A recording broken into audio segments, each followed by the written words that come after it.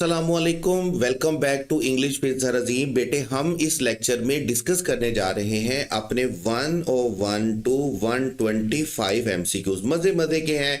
मैंने आपको बताया हम पहले से करते आ रहे हैं। तो 75 टू 125, 76 टू 125 जो हमारे पास एमसीक्यूज है, ये बड़े ही मजे के हैं। काइंड्स ऑफ सेंटेंसेस पे, काइंड्स ऑफ क्लॉजेज और काइंड्स ऑफ फ्रेजेस पे।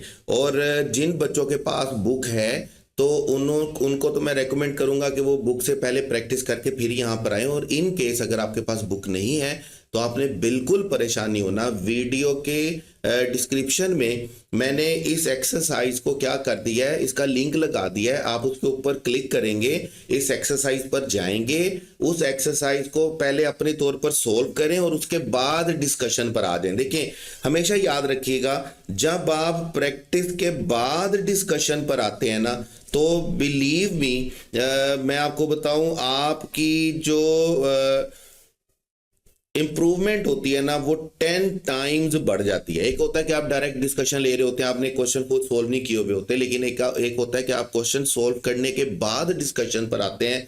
तो बिलीव मी, आपकी जो इंप्रूवमेंट होती है ना, वो 100 टाइम होती है, 10 टाइम्स होती है, 10x हो जाती है, 100x हो जाती है इन सम केसेस। तो याद रखिएगा, आपकी वीडियो की डिस्क्रिप्शन में, इस वीडियो की डिस्क्रिप्शन में इसका लिंक लगा हुआ है। उसको यहाँ से आपने लेना है, इसको सोल्व करना और उसके बाद आपने इसके डिस्कशन पर आ जाना है। तो let's start with question 101। The tall man with a blue hat walked into the room. अब हम अपने ऑप्शन देखेंगे, हमारे पास क्लॉज है, फ्रेज है, फ्रेज है, क्लॉज है। तो इसका मतलब अगर हम पहले ये जस्टिफाई कर लें, ये जज कर लें कि ये अंडरलाइन जो किया गया है ये फ्रेज है या क्लॉज है, तो दो ऑप्शन तो हमारे वैसे ही खत्म हो जाएंगे सेंटेंस में। जैसे देखिए, the tall man with the blue hat, तो हम देखते हैं कि ये हमारे पास सब्जेक्ट वर्ब का कॉम्बिनेशन नहीं बना रहा है। यहां पर हमारे पास सब्जेक्ट वर्ब का कॉम्बिनेशन नहीं है, इसका मतलब ये हमारे पास क्लॉज नहीं है, क्योंकि क्लॉज के लिए हमारे पास सब्जेक्ट वर्ब का अग्रीमेंट कॉम्बिनेशन होना जरूरी होता है। तो इसका मतलब हमारा अल्फा और डेल्टा ऑप्शन तो क्लॉज की वजह से गलत होता है, क्योंकि अंडरलाइन जो चीज की गई है वो क्लॉज है ही नहीं, वो फ्रेज है। अब फ्रेज में हमने ये देखना है कि वो एडजेक्टिव फ्रेज है या नाउन फ्रेज है। तो मैंने आपको क्या कहा कि अगर आप किसी भी फ्रेज को ये देखना चाहते हैं कि वो नाउन फ्रेज है या नहीं है, तो आप उसको सब्स्टिट्यूट करेंगे किसी दूसरे नाउन के साथ या किसी दूसरे प्रोनाउन के साथ। जैसे अगर आप इस पूरे फ्रेज को यहां पर सब्स्टिट्यूट कर दें, आप इसको सब्स्टिट्यूट कर दें लाइक द बॉय के साथ, या आप इसको सब्स्टिट्यूट कर दें ही के साथ। आप प्रोनाउन के साथ भी कर सकते हैं, आप नाउन के साथ भी कर सकते हैं। आप इसको सब्स्टिट्यूट कर दें द बॉय के साथ या द ही के साथ, तो यहां पर आपके पास सेंटेंस क्या बनेगा, the boy walked into the room, या सेंटेंस क्या बनेगा, ही वॉक्ड इनटू द रूम। इसका मतलब ये है कि ये हमारे पास एक नाउन फ्रेज है जो कि सेंटेंस में किसका रोल प्ले कर रहा है, किसका फंक्शन प्ले कर रहा है, सब्जेक्ट का रोल प्ले कर रहा है, सब्जेक्ट का फंक्शन प्ले कर रहा है। तो याद रखिएगा, जब फ्रेज सब्जेक्ट के तौर पर सेंटेंस में यूज हो रही होती है, ऑब्जेक्ट के तौर पर यूज हो रही होती है, इसका मतलब वो हमारे पास क्या होती है, नाउन फ्रेज। तो यहां पर हमारे पास करेक्ट ऑप्शन बेटे कौन सा चलेगा, correct option is noun phrase Charlie. Adjective phrase तब होता जब ये फ्रेज मॉडिफाई कर रही होती किसी नाउन को या किसी प्रोनाउन को। तो यहां पर हमारे पास करेक्ट ऑप्शन बेटे कौन सा चलेगा, चार्ली। उसके बाद हम चलेंगे नेक्स्ट क्वेश्चन पर। She went to the market because she needed grocery। अब देखिए, हमारे पास ऑप्शंस हैं noun phrase, adverb phrase, independent clause और डिपेंडेंट क्लॉज। हम सबसे पहले तो ये देख लेते हैं कि ये फ्रेज है या क्लॉज है। तो हम देखते हैं, हमारे पास सब्जेक्ट दिया हुआ है शी, हमारे पास वर्ब दिया हुआ है वेंट। इसका मतलब हमारा सब्जेक्ट वर्ब का कॉम्बिनेशन मुकम्मल है। तो इसका क्या मतलब है कि ये हमारे पास फ्रेज नहीं है, बल्कि क्या है, क्लॉज है। अब एक बात तो तय होगी कि ये हमारे पास क्या है, क्लॉज है। इसका मतलब हमारा अल्फा और बीटा ऑप्शन ये तो हमारा फ्रेज की वजह से गलत हो गया। अब हमारे पास दो ऑप्शन बचते हैं, चार्ली और डेल्टा। अब हमारे पास ये इंडिपेंडेंट क्लॉज है या डिपेंडेंट क्लॉज है। देखिए, हमने जब काइंड्स ऑफ सेंटेंस पढ़ा था तो मैंने आपको कहा था आपने 5 चीजें सिर्फ याद रखनी है। इंडिपेंडेंट क्लॉज के लिए आपने याद रखना है कि इंडिपेंडेंट क्लॉज में पहली बात तो ये याद रखनी है कि उसके साथ कोई भी आपके पास कंजंक्शन या कोई भी ऐसा वर्ड नहीं लिखा होगा जो उसको क्या बनाएगा, इंडिपेंडेंट या उसके डिपेंडेंट बनाने का मतलब कीवर्ड होगा हमारे पास। मतलब एक मुकम्मल एक क्लॉज होगी जिसको अगर हम एज इट इज उठा के साइड पर रखें तो सेंटेंस बन जाए। जैसे देखें, she went to the market, इसके साथ कोई कंजंक्शन नहीं है, तो हम अगर इसको साइड पे रखते हैं, यहाँ पे मैं बोलता हूं she went to the market, ठीक है। अब ये क्लॉज को हम बकायदा तौर पर क्या बना सकते हैं, सेंटेंस बना सकते हैं। इसका मतलब ये इंडिपेंडेंट क्लॉज है। या क्या होता है हमारे पास सेंटेंस में अगर दो क्लॉजेस दिए हुए हैं, एक सेंटेंस में दो क्लॉजेस दी हुई हैं, तो फिर हमारे पास इंडिपेंडेंट क्लॉज के साथ क्या हो सकता है, फैन बॉयज। या अगर हमारे एक सेंटेंस में दो इंडिपेंडेंट क्लॉजेस को इकट्ठा किया गया हो तो हमारे पास क्या हो सकता है, सेमीकोलन। या हमारे पास सेंटेंस में बेटा क्या हो सकता है, कंजंक्टिव एडवर्ब्स हो सकते हैं। ये हम अपने काइंड्स ऑफ सेंटेंसेस में पढ़कर आए हैं और हमने काइंड्स ऑफ सेंटेंसेस वाले क्वेश्चंस में बड़ा डिटेल के साथ इसको डिस्कस भी किया है। क्वेश्चन 1 to 75 हमारे पास काइंड्स ऑफ सेंटेंस है, जिसमें हम काइंड्स ऑफ सेंटेंस की बात करते हैं on the basis of clauses. हम बात करते हैं कि हमारा सेंटेंस सिंपल हो सकता है एक क्लॉज के साथ, हमारा सेंटेंस दो क्लॉजेस के साथ कंपाउंड होता है अगर दोनों हमारे पास क्या हो, इंडिपेंडेंट हो। जब दोनों क्लॉजेस इंडिपेंडेंट होगी तो डेफिनेटली दो क्लॉजेस को कंबाइन करने के लिए कुछ ना कुछ तो चाहिए होगा। तो वो क्या होता है, वो या तो फैन बॉयज कंजंक्शन यानी कि कोऑर्डिनेटेड कंजंक्शन होती है, या सेमीकोलन होता है, या कंजंक्टिव एडवर्ब होता है। उसके बाद थर्ड तरह का सेंटेंस हमने कहा हमारे पास कॉम्प्लेक्स होता है, जब हमारे पास एक क्लॉज डिपेंडेंट होती है, एक इंडिपेंडेंट होती है। और क्या चीज हमारे क्लॉज को डिपेंडेंट बनाती है, तो दो चीजें हमारी क्लॉज को डिपेंडेंट बनाती हैं, हम पढ़कर आए हैं। या तो हमारे पास हमारी सबऑर्डिनेटिंग कंजंक्शन इसको डिपेंडेंट बनाती हैं, या हमारे पास रिलेटिव वर्ड इसको क्या बनाता है, डिपेंडेंट बनाता है, ठीक है। तो कॉम्प्लेक्स में भी दो होती हैं। उसके बाद कंपाउंड कॉम्प्लेक्स में हमारे पास तीन क्लॉजेज होती हैं, जिसमें दो इंडिपेंडेंट होती हैं और एक हमारे पास बेटे क्या होती है, डिपेंडेंट होती है। तो ये चार काइंड्स हमने 1 to 75 जो क्वेश्चन थे, बड़े मजे के क्वेश्चन थे और वो हमने बड़े अच्छे तरीके से डिस्कस किए डिटेल के साथ। अब यहाँ पर आप देख रहे होंगे कि इस क्लॉज के साथ कोई भी कंजंक्शन नहीं लिखा होगा और हम इसको अगर उठा के लहदा लिखें तो हम इसको सेंटेंस बना सकते हैं। इसका मतलब ये हमारे पास डिपेंडेंट क्लॉज नहीं है, ये हमारे पास क्या है बेटे, इंडिपेंडेंट क्लॉज। तो हमारा करेक्ट ऑप्शन कौन सा रहेगा, हमारा करेक्ट ऑप्शन रहेगा चार्ली। लेकिन इसे नेक्स्ट वाली देखिएगा, हम कहते हैं शी नीडेड ग्रोसरी। अब यहां पर हमारे पास सब्जेक्ट और वर्ब मौजूद है, इसका मतलब ये क्लॉज है। और क्लॉज के साथ आप देखिएगा क्या लिखा हुआ है, बिकॉज। बिकॉज हमारे पास बेटे क्या होता है, सबऑर्डिनेट कंजंक्शन होता है। और सबऑर्डिनेट कंजंक्शन जिस क्लॉज के साथ भी आएगा उसको क्या बनाएगा, डिपेंडेंट क्लॉज बनाएगा। तो ये जो सेकंड क्लॉज आपके पास सेंटेंस में दी हुई है ना, अगर इसके बारे में हमसे क्वेश्चन पूछा जाता तो ये हमारे पास कौन सी क्लॉज होती, डिपेंडेंट क्लॉज होती, क्योंकि इसके साथ सबऑर्डिनेट कंजंक्शन दिया हुआ है। रिलेटिव हो या सबऑर्डिनेटिंग हो, ये हमारी क्लॉज को क्या बना देते हैं, ये हमारी क्लॉज को डिपेंडेंट बना देते हैं। तो यहां पर हमारे पास करेक्ट ऑप्शन बेटे कौन सा चलेगा, चार्ली। उसके बाद नेक्स्ट क्वेश्चन है हमारे पास 103, the book that I borrowed from the library. अब आप देख रहे हैं हमने सबसे पहले सेंटेंस में ये डिसाइड करना होता है कि हमारा सेंटेंस जो अंडरलाइन किया हुआ है ऑप्शन को, वो फ्रेज है या क्लॉज है। यहां पर आप देख सकते हैं कि हमारे पास सब्जेक्ट वर्ब मौजूद है, तो इसका मतलब ये फ्रेज नहीं है बल्कि ये क्या है, क्लॉज है। तो इसका मतलब हमारे फ्रेज वाले तो दो ऑप्शन वैसे ही गलत हो जाते हैं। अब हमारे पास है इंडिपेंडेंट क्लॉज है या एडजेक्टिव क्लॉज है। देखिए अब हमारे पास यहां पर लिखा हुआ है डैड, डैड है रिलेटिव। अब डैड इसको क्या करेगा, जब जिसके साथ रिलेटिव आता है, जिसके साथ सबऑर्डिनेट आता है, वो उस क्लॉज को क्या बना देते हैं, डिपेंडेंट बना देते हैं। और वैसे भी आप जानते हैं कि क्लॉज की हायरार्की हमारे पास क्या होती है, कि हमारे पास बेसिकली क्लॉजेस क्या होती हैं, दो तरह की होती हैं। एक हमारे पास इंडिपेंडेंट क्लॉज होती है और एक हमारे पास डिपेंडेंट क्लॉज होती है।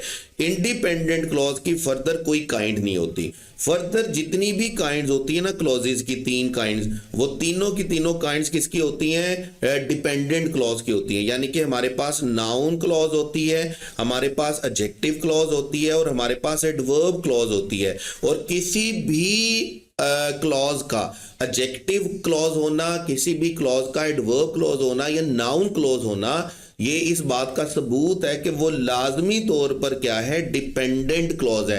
क्योंकि डिपेंडेंट क्लॉज होगी तो वो नाउन क्लॉज, एडवर्ब क्लॉज या एडजेक्टिव क्लॉज होगी। अगर वो डिपेंडेंट क्लॉज ही नहीं है, इसका मतलब वो हमारे पास नाउन क्लॉज, हमारे पास एडजेक्टिव क्लॉज, हमारे पास एडवर्ब क्लॉज हो नहीं सकते। तो जैसे ही इसके साथ डैट आया, हमें फौरन पता चल गया कि ये हमारे पास क्या है, डिपेंडेंट क्लॉज है। अब डिपेंडेंट क्लॉज है तो हम इंडिपेंडेंट वाले ऑप्शन को खत्म करेंगे, तो हमारा करेक्ट ऑप्शन एक ही हमारे पास बचता है, दैट इज एडजेक्टिव क्लॉज। हम वैसे टेक्निकली भी देख लेते हैं, हमारे पास नाउन दिया हुआ है द बुक और उसको मॉडिफाई कर रही है ये पूरी की पूरी क्लॉज। सेंटेंस क्या चल रहा है, the book that I borrowed from the library, किताब जो मैंने लाइब्रेरी से बोरो की थी।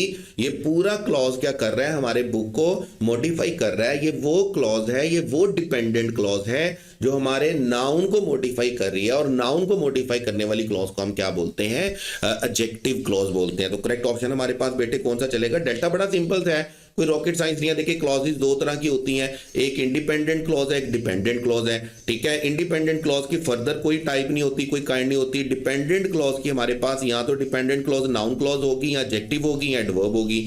अगर ये सेंटेंस में सब्जेक्ट या ऑब्जेक्ट के तौर पर आ रही है तो इसका मतलब वो नाउन क्लॉज होगी। अगर सेंटेंस में वो नाउन को मॉडिफाई करने के लिए यूज हो रही है तो वो एडजेक्टिव क्लॉज होगी। अगर सेंटेंस में वो वर्ब को, वो एडजेक्टिव को, वो एडवर्ब को मॉडिफाई करने के लिए यूज हो रही है तो इसका मतलब वो कौन सी क्लॉज होगी, एडवर्ब क्लॉज होगी। ये आपके पास मैंने स्क्रीन के ऊपर पूरे का पूरा क्लॉज का क्या लिख दिया, टॉपिक लिख दिया एक तरह से, ठीक है। तो इसको इसी स्केच से याद रखिएगा, इंडिपेंडेंट क्लॉज है, डिपेंडेंट क्लॉज है। उसके बाद हमारे पास नेक्स्ट क्वेश्चन है 104, she smiled at the little child. और आप देख रहे हैं हमारे पास प्रेपोजिशन है नंबर 1 और हमारे पास सब्जेक्ट वर्ब का कॉम्बिनेशन नहीं है, तो इसका मतलब ये हमारे पास क्लॉज नहीं है बल्कि हमारे पास क्या है, फ्रेज है। जब हमारे पास फ्रेज है तो हमारे पास बीटा ऑप्शन तो वैसे ही खत्म हो जाता है क्योंकि क्लॉज तो है ही नहीं हमारे पास, फ्रेज अंडरलाइन। और फ्रेज में हम देख रहे हैं कि हमारे पास प्रेपोजिशन से स्टार्ट हो रही है, प्रेपोजिशन के तौर पर फंक्शन, प्रेपोजिशन के ऑब्जेक्ट के तौर पर काम कर रही है। तो ये हमारे पास कौन सी फ्रेज होगी बेटे, ये हमारे पास होगी प्रेपोजिशनल फ्रेज। अगर नाउन को मॉडिफाई कर रही होती तो ये एडजेक्टिव फ्रेज होती, अगर ये आईएनजी से स्टार्ट हो रही होती तो फिर ये कौन सी फ्रेज होती, फिर ये जेरेंड फ्रेज होती।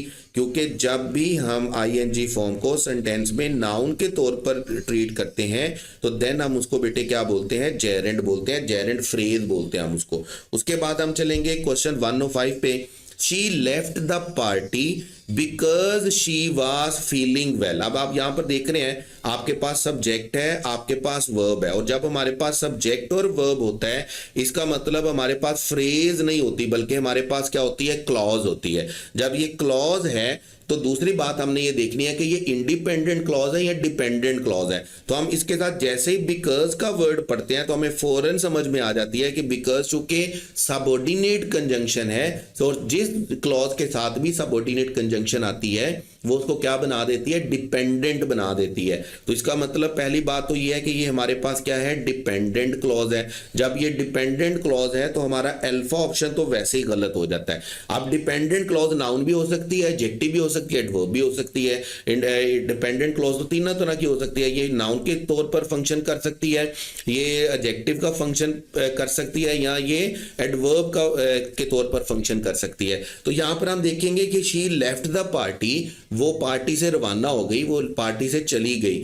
एंड वाई शी लेफ्ट, और वाई का आंसर हमें कौन कर रहा है, because she was feeling unwell, क्योंकि उसकी तबीयत ठीक नहीं थी, उसका मिजाज ठीक नहीं था। तो ये चूंकि हमें हमारे एक्शन के बारे में आंसर करता है, वाई का आंसर करता है, तो इसका मतलब हमने इस डिपेंडेंट क्लॉज को सेंटेंस में किसके तौर पर यूज किया हुआ है, एडवर्ब के तौर पर यूज किया हुआ है। इसका मतलब हमारा करेक्ट ऑप्शन बेटे कौन सा चलेगा, हमारा करेक्ट ऑप्शन चलेगा डेल्टा। देखिए बड़ा आसान होता है जब आपको बेसिक ग्रामर होना पता हो, जब आपको noun, pronoun, verb, adverb, adjective इनका बड़े अच्छे तरीके से पता हो, प्रेपोजिशन का अच्छे तरीके से पता हो, कंजंक्शन का अच्छे तरीके से पता हो, तो ये चीजें मैटर नहीं करती।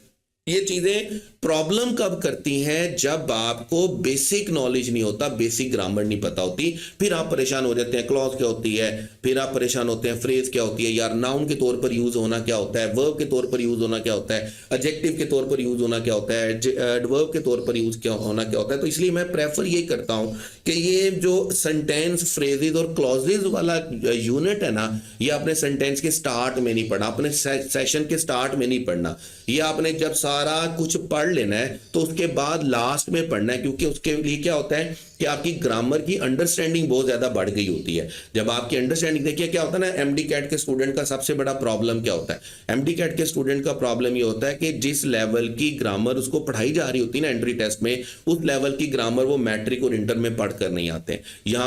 यहाँ पर आकर अचानक से ग्रामर बड़ी डिफिकल्ट हो जाती है। तो जब आप एमडी कैट में हो तो आपने याद रखना है, अपने सेशन के स्टार्ट में आपने सेंटेंस नहीं पढ़ना है, आपने सेंटेंस, फ्रेजेस और क्लॉजेस को पढ़ना है अपने सेशन के लास्ट में। उसकी रीजन क्या है कि आपकी अंडरस्टैंडिंग बढ़ गई होगी, आपको ग्रामर बहुत सारी आ गई होगी, आपको चीजों के कॉन्सेप्ट्स बहुत ज्यादा क्लियर हो गए होंगे, तो फिर आपके लिए ये चीजें जो है वो मैटर नहीं करेंगी, प्रॉब्लम नहीं करेंगी। उसके नेक्स्ट क्वेश्चन है बेटे हमारे पास 106, the news that shocked everyone. That shocked everyone हमारे पास क्या है, रिलेटिव क्लॉज है। और आप जानते ही हैं कि रिलेटिव क्लॉज हमारे पास क्या होती है, रिलेटिव क्लॉज हमारे पास डिपेंडेंट क्लॉज होती है। और डिपेंडेंट क्लॉज हमारे पास सेंटेंस में किस किस के तौर पर यूज हो सकती है, नाउन के तौर पर, एडजेक्टिव के तौर पर और एडवर्ब के तौर पर। डिपेंडेंट क्लॉज सेंटेंस में फंक्शन प्ले कर सकती है, रोल प्ले कर सकती है नाउन का, एडजेक्टिव का या एडवर्ब का। अब यहाँ पे चूंकि ये हमारे पास क्लॉज है, इसका मतलब फ्रेज वाला ऑप्शन तो वैसे ही ठीक नहीं हो सकता। दूसरी बात क्या है कि ये जो क्लॉज है ये क्या कर रही है, ये हमारे न्यूज को मॉडिफाई कर रही है। हमें हमारे नाउन के बारे में, हमारे सब्जेक्ट के बारे में मजीद इंफॉर्मेशन दे रही है। तो जब भी कोई क्लॉज नाउन को मॉडिफाई कर रहा होता है तो हम उसको क्या बोलते हैं, एडजेक्टिव क्लॉज। करेक्ट ऑप्शन बेटे हमारे पास कौन सा चलेगा, करेक्ट ऑप्शन इज अल्फा। उसके बाद हमारे पास he left, and why he left या when he left after the meeting ended.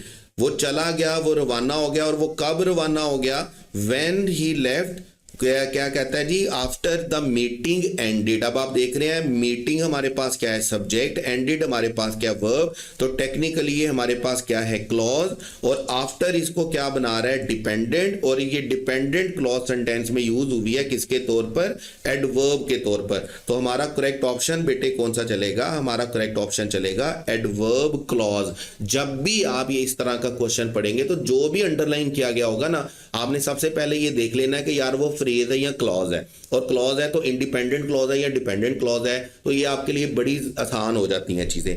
उसके बाद देखिएगा हमारे पास 108, she has the ability to solve the complex problem, to solve complex problem. ये तो बड़ा आसान है यार कि इन्फिनेटिव से स्टार्ट हो रहा है, तो डेफिनेटली इन्फिनेटिव से स्टार्ट हो रहा है तो क्या होगा, इन्फिनेटिव फ्रेज होगा। और इन्फिनेटिव फ्रेज हम इससे पहले वाले लेक्चर में पढ़कर आए हैं डिटेल के साथ कि इन्फिनेटिव फ्रेज को हम सेंटेंस में यूज करते हैं नाउन के तौर पर, इन्फिनेटिव फ्रेज को हम यूज करते हैं सेंटेंस में एडजेक्टिव के तौर पर या सेंटेंस में एडवर्ब के तौर पर। लेकिन अगर ये नाउन के तौर पर यूज हो, एडजेक्टिव के तौर पर यूज हो, एडवर्ब के तौर पर यूज हो, रहना इसने इन्फिनेटिव फ्रेज ही है। और ये स्टार्ट भी हमेशा किससे होगा, ये स्टार्ट भी इन्फिनेटिव से ही होगा। तो करेक्ट ऑप्शन हमारे पास क्या होता है, इन्फिनेटिव फ्रेज होता है। हमारे लिए इन्फिनेटिव फ्रेज को जस्टिफाई करना, जज करना थोड़ा आसान होता है कंपैरेटिवली। उसके बाद 109 है, दे अक्यूज्ड हिम ऑफ। देखिए याद रखिएगा, प्रेपोजिशन के बाद, प्रेपोजिशन के कंप्लीमेंट में हमारे पास हमेशा क्या आता है, नाउन आता है, याद रखिएगा। अब देखिए स्टीलिंग द मनी, अब यहां पर हमारे पास सब्जेक्ट वर्ब का कॉम्बिनेशन नहीं है, इसका मतलब ये क्लॉज नहीं है बल्कि ये क्या है, फ्रेज है। और फ्रेज स्टार्ट भी किससे हो रही है, फ्रेज स्टार्ट भी हो रही है हमारे पास आईएनजी फॉर्म से। और हम टेक्निकल जानते हैं कि ऑफ के बाद यानी कि प्रेपोजिशन के बाद जब आप लिखते हैं तो ये हमारे पास प्रेपोजिशन के ऑब्जेक्ट के तौर पर जो लिखा जाता है वो क्या होता है, नाउन। तो यहां पर आईएनजी फॉर्म को सेंटेंस में नाउन के तौर पर यूज किया गया है। और जब हम आईएनजी को नाउन के तौर पर यूज करते हैं तो हम उसको क्या बोलते हैं बेटे, जेरेंड बोलते हैं। तो इस फ्रेज को सेंटेंस में नाउन के तौर पर यूज किया गया है, इसलिए हम इस फ्रेज को क्या बोलेंगे, जेरेंड फ्रेज बोलेंगे। उसके बाद चलेंगे क्वेश्चन 110 पे, the women talking to my mother. देखिए आपने पार्टिसिपल फ्रेज पढ़ा था, टॉकिंग टू माय मदर। अब इसमें सब्जेक्ट वर्ब वाला कॉम्बिनेशन तो नहीं है, इसका मतलब ये क्लॉज नहीं है बल्कि क्या है, फ्रेज है। अब फ्रेज में हमारे पास दो ऑप्शन तो वैसे ही गलत हो जाते हैं, नाउन क्लॉज और एडवर्ब क्लॉज का। अब जेरेंड फ्रेज अगर होता तो डेफिनेटली जेरेंड फ्रेज के लिए सबसे पहले कंडीशन क्या थी, आईएनजी फॉर्म। अगर हम कुछ और नहीं भी सोचते ना, अगर हम कुछ और नहीं भी सोचते तो हम आईएनजी फॉर्म को सेंटेंस में किसके तौर पर यूज करते हैं, नाउन के तौर पर। लेकिन यहां पर आईएनजी को हमने नाउन के तौर पर यूज नहीं किया हुआ, यहां पे आईएनजी फॉर्म को हमने यूज किया हुआ है एडजेक्टिव के तौर पर। देखिए आपने याद रखेंगे हम 3 पॉइंट्स पढ़कर आए हैं कि उन 3 चीजों को हम पार्टिसिपल फ्रेज बोलते हैं। नंबर 1, जब आप आईएनजी फॉर्म को सेंटेंस में एडजेक्टिव के तौर पर यूज करें। नंबर 2, जब थर्ड फॉर्म को एडजेक्टिव के तौर पर यूज करें। या नंबर 3, जब आप हैविंग के साथ क्या यूज करें बेटे, वर्ब की थर्ड फॉर्म यूज करें। इन तीनों सूरतों में आप क्या बोलेंगे कि ये क्या होगा, पार्टिसिपल फ्रेज होगा। यहां पर आईएनजी फॉर्म नाउन के तौर पर यूज नहीं हो रही होगी, यहां पर आईएनजी फॉर्म किसके तौर पर यूज हो रही होगी, एडजेक्टिव के तौर पर। जैसे यहां पर देखिएगा, the women talking to my mother, मेरी खातून से बात करने वाली, मेरी वालदा से बात करने वाली खातून। यहां पर ये जो फ्रेज है ये मॉडिफाई कर रहा है हमारे पास किसको, वुमेन को, और ये सेंटेंस में यूज हो रहा है बेटे किसके तौर पर, एडजेक्टिव के तौर पर। इसका मतलब ये जो आईएनजी फॉर्म है ये एडजेक्टिव के तौर पर यूज हो रही है मदर के लिए। तो हमारे पास करेक्ट ऑप्शन बेटे कौन सा रहेगा, हमारा करेक्ट ऑप्शन रहेगा पार्टिसिपल फ्रेज। जब हम फर्स्ट फॉर्म आईएनजी को एडजेक्टिव के तौर पर यूज करें, जब हम थर्ड फॉर्म को एडजेक्टिव के तौर पर यूज करें, हम हैविंग प्लस थर्ड फॉर्म को सेंटेंस में यूज करें, तो ये तीनों केसेस हमारे पास किसके होते हैं, पार्टिसिपल फ्रेज के होते हैं। उसके बाद हम चलेंगे जी, I know that she is honest. अब वही बात है, शी इज ऑनेस्ट मतलब हमारे पास सब्जेक्ट और वर्ब है, इसका मतलब ये क्लॉज है।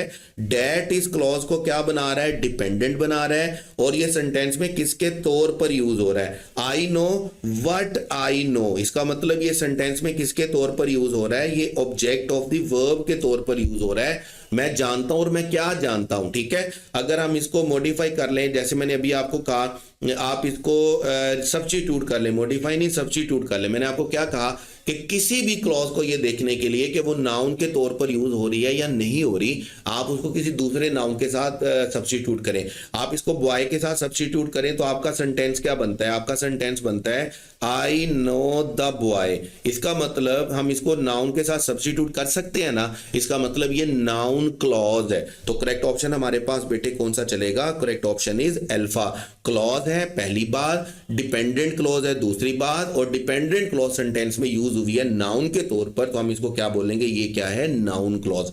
उसके बाद हमारे पास है question 112, he spoke loudly everyone could hair him. अब देखें एवरीवन क्या है, सब्जेक्ट, कुड हेयर क्या है, वर्ब। इसका मतलब ये हमारे पास क्या है, क्लॉज।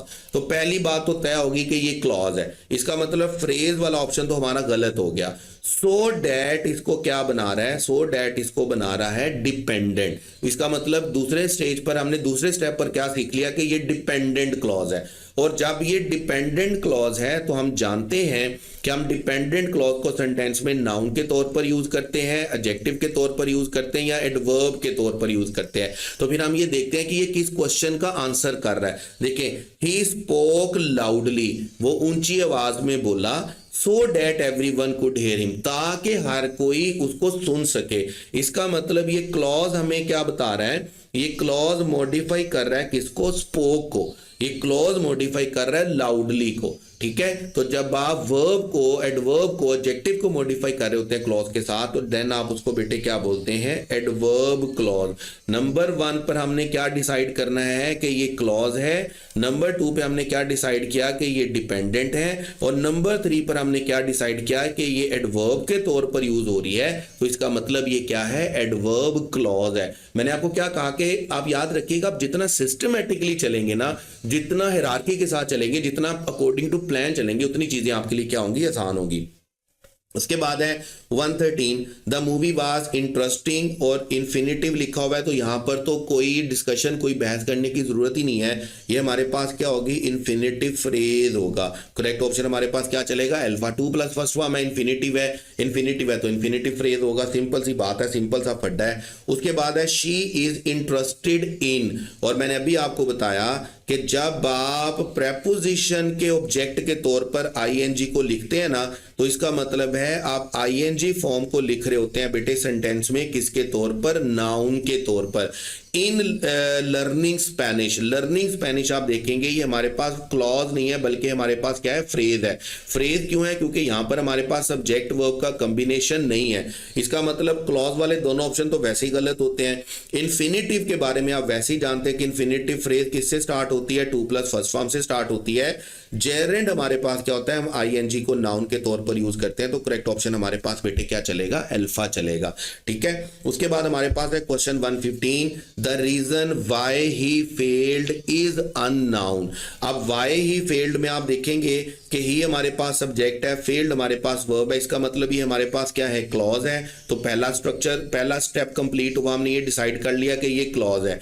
व्हाई इस क्लॉज को क्या बना रहा है, डिपेंडेंट बना रहा है, और डिपेंडेंट क्लॉज सेंटेंस में नाउन, एडजेक्टिव या एडवर्ब के तौर पर यूज होती है। तो हम देखेंगे ये एक फंक्शन क्या कर रही है, the reason why he failed. ये जो क्लॉज है ये मॉडिफाई कर रही है बेटे किसको, रीजन को, और रीजन हमारे पास क्या है, नाउन है। नाउन को मॉडिफाई करने वाले को हम क्या बोलते हैं, एडजेक्टिव। तो इस सेंटेंस में ये जो डिपेंडेंट क्लॉज यूज की गई है ये हमारे सेंटेंस में हमारे नाउन को मॉडिफाई कर रही है, इसलिए हम इसको क्या बोलेंगे, एडजेक्टिव क्लॉज बोलेंगे।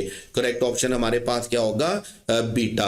पहले नंबर पर क्या है, हमने डिसाइड किया कि ये क्लॉज है, दूसरे नंबर पर हमने ये डिसाइड किया डिपेंडेंट है, और तीसरे नंबर पर हमने ये डिसाइड किया ये किसका फंक्शन या किसका रोल प्ले कर रही है, किसके तौर पर फंक्शन कर रही है, एडजेक्टिव के तौर पर। तो इसका मतलब ये एडजेक्टिव क्लॉज है। अगर ये डिपेंडेंट की जगह पे इंडिपेंडेंट होती तो ये नाउन, एडजेक्टिव या एडवर्ब क्लॉज हो ही नहीं सकती थी, इंडिपेंडेंट पर आकर वैसे ही बात खत्म हो जाती है। उसके बाद है बेटे हमारे पास question 116, he went home and when he went home before the rain started. वही बात है, सबसे पहले आप देखेंगे कि आपके पास सब्जेक्ट वर्ब है, इसका मतलब आपके पास क्लॉज है, और बिफोर इस क्लॉज को क्या बना रहा है, डिपेंडेंट बना रहा है। और ये पूरी क्लॉज क्या कर रही है, हमें बता रही है कि वो कब चला गया या क्यों चला गया। ठीक है, तो हमारा सेंटेंस है ही वेंट होम, वो घर चला गया, before the rain started.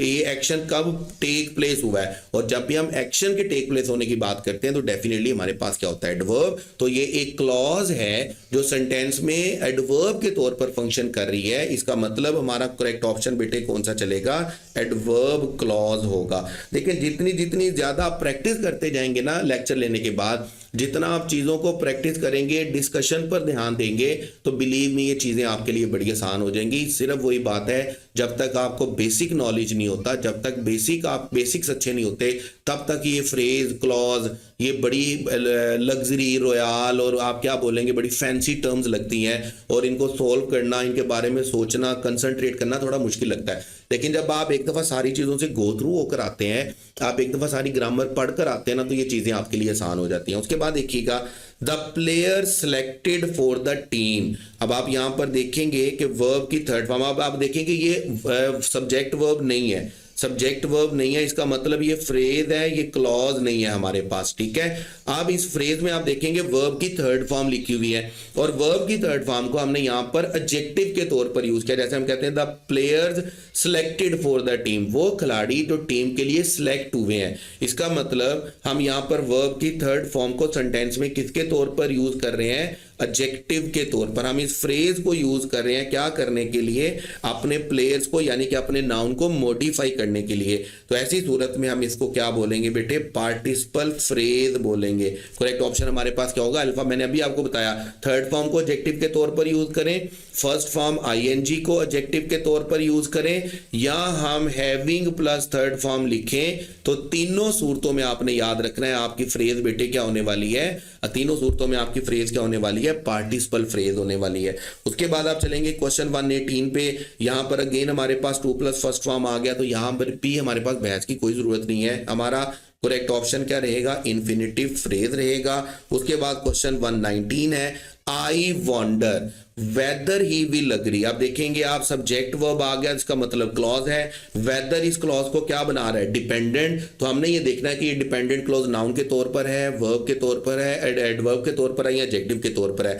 I wonder and what I wonder, on what I wonder whether he will agree, कि वो अग्री करेगा या नहीं करेगा। अभी देखें ये जो डिपेंडेंट क्लॉज है ये सेंटेंस में किसके ऑब्जेक्ट के तौर पर फंक्शन कर रही है, ये कर रही है हमारे वर्ब के ऑब्जेक्ट के तौर पर फंक्शन कर रही है। इसका मतलब जैसे देखें आप जब भी किसी डिपेंडेंट क्लॉज को देखेंगे कि वो ऑब्जेक्ट के तौर पर है, इसका मतलब वो नाउन के तौर पर फंक्शन कर रही है। तो हमारा करेक्ट ऑप्शन बेटे कौन सा होगा, हमारा करेक्ट ऑप्शन होगा noun clause. I wonder and why on what I wonder how on for what I wonder whether he will agree, कि वो अग्री करेगा या नहीं करेगा।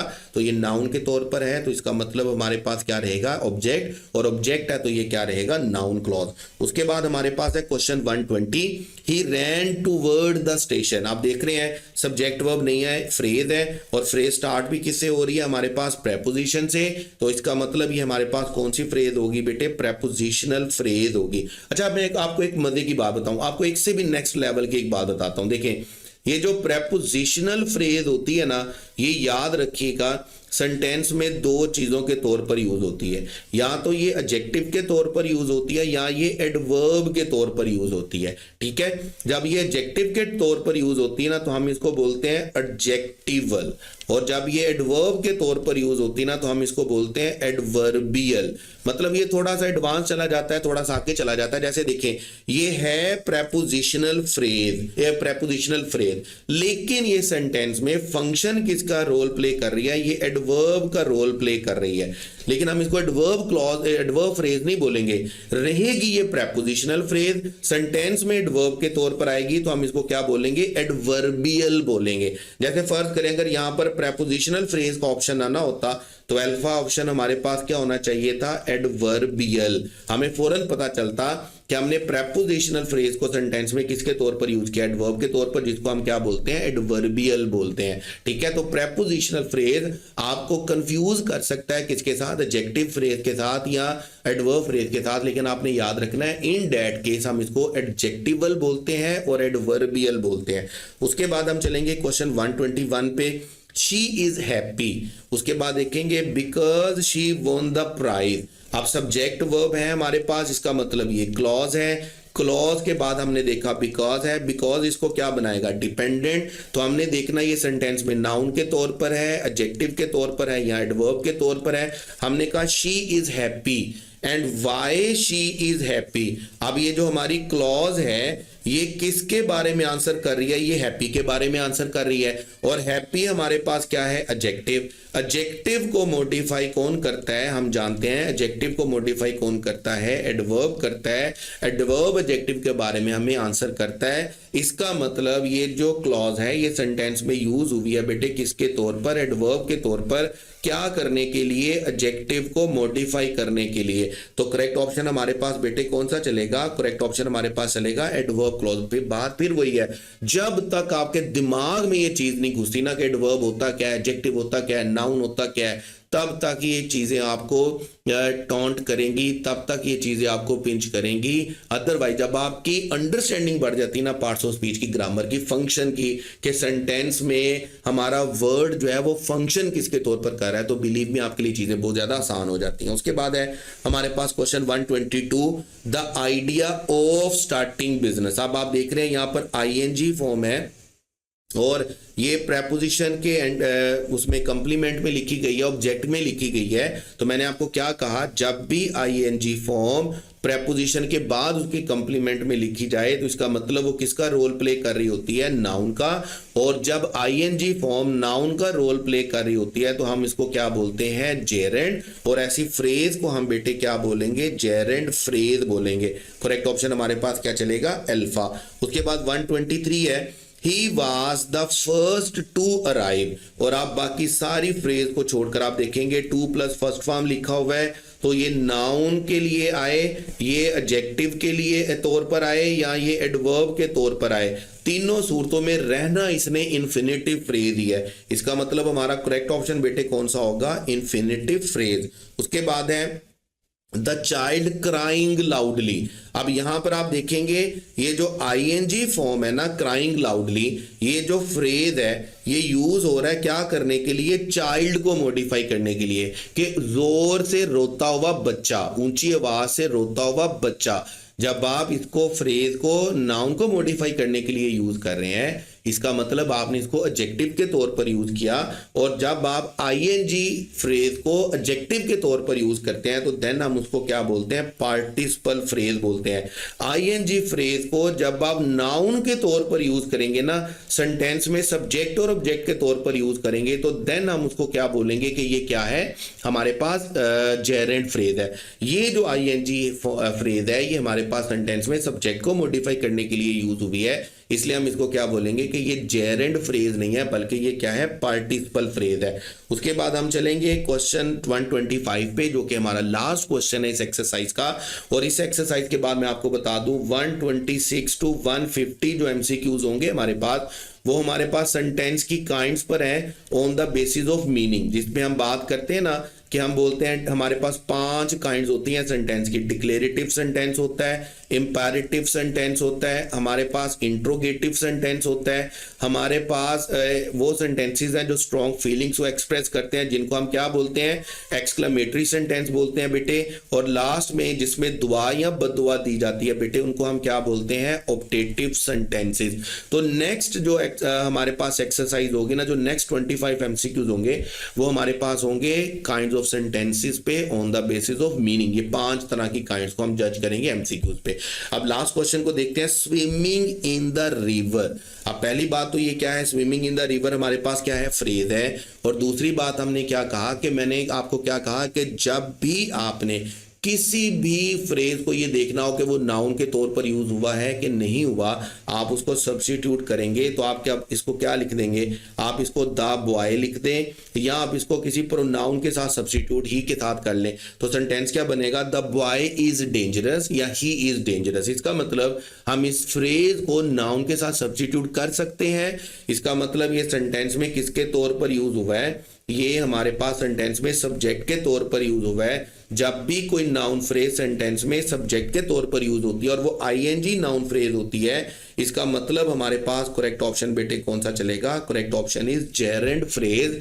जब हम आईएनजी फॉर्म को सेंटेंस में सब्जेक्ट के तौर पर यूज करते हैं तो हम उसको जेरेंट बोलते हैं, और जब जेरेंट फ्रेज को हम सेंटेंस में सब्जेक्ट या ऑब्जेक्ट के तौर पर यूज करते हैं, नाउन के तौर पर यूज करते हैं, तो इसका मतलब हम उस फ्रेज को क्या बोलेंगे, जेरेंट फ्रेज। और इसके साथ ही बेटे हमारी एक्सरसाइज खत्म होती है, हमारे 125 एमसीक्यूज खत्म होते हैं। 126 टू 150 जो लास्ट एक्सरसाइज हमारे पास सेंटेंस की होगी वो मैंने आपको बताया होगी on the basis of meaning kinds of sentences पे। आज के लिए इतना काफ़ी। मैं आपको पहले भी कहता हूं कि मैं आपसे कोई फीस डिमांड नहीं कर रहा, कोई पैसे डिमांड नहीं कर रहा, मैं आपसे सिर्फ इतनी फीस मांग रहा हूं कि जब भी आपने दुआ के लिए हाथ उठाना है, आपने सारजीन को अपनी दुआओं में याद रखना है, अच्छी अच्छी नेक तमन्नाएं रखनी है, नेक दुआएं देनी है। और एक बात याद रखें, ये चैनल को मैं बड़ी मेहनत कर रहा हूँ आपके लिए, बड़ी कोशिश कर रहा हूँ, बिलीव मी। और ये मैं खुद अपने मुंह से नहीं कहता, स्टूडेंट्स के फीडबैक से मुझे पता चलता है कि यार मैं मतलब सेटिस्फाइड हूँ कि मैं अच्छा कर रहा हूँ अपनी तरफ से, मैं अपना पूरा दे रहा हूँ। अब मैं ये उम्मीद रखता हूँ कि आप अपनी तरफ से अपना 100% देंगे। जब मैं अपना 100% दे रहा हूँ, आप अपना 100% देंगे, तो इंशाल्लाह कामयाबी भी हमारी 100% है, फिर हमारी कामयाबी की प्रोबेबिलिटी भी, चांसेस भी 100% है। तो अपनी दुआ में याद रखिएगा। नेक्स्ट एक्सरसाइज तक के लिए wish you all the best. Allah Hafiz.